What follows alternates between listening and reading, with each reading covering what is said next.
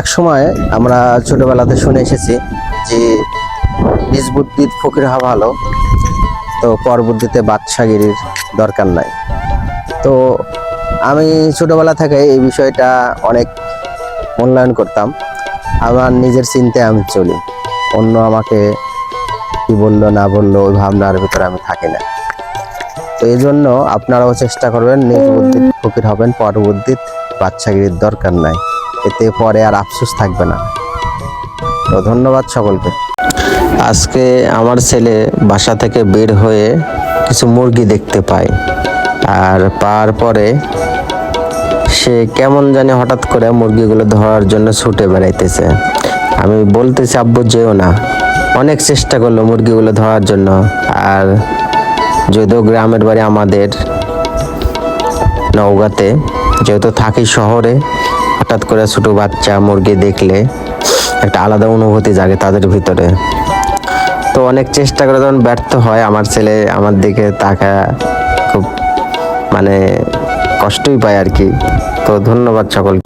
সবাই তো ভালোবাসা চাই, কেউ পাই কেউ বাহারায়।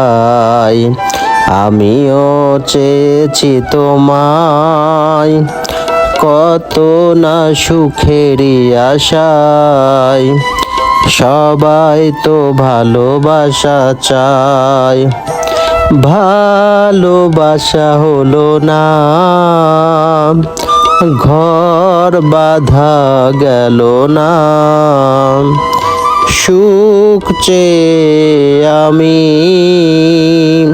পেয়েছি শুধু বেদনা, তবুও তো ভুলিনি তোমায়।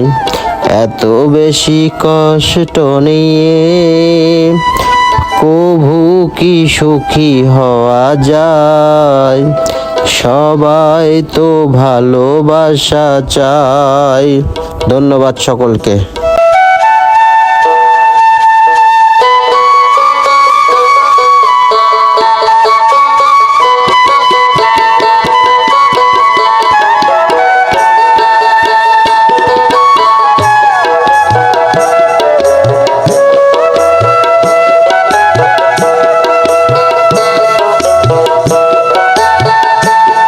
এক সময় আমরা ছোটবেলাতে শুনে এসেছি যে নিজ বুদ্ধির ফকির হওয়া ভালো, তো পর বুদ্ধিতে বাদশাগিরির দরকার নাই।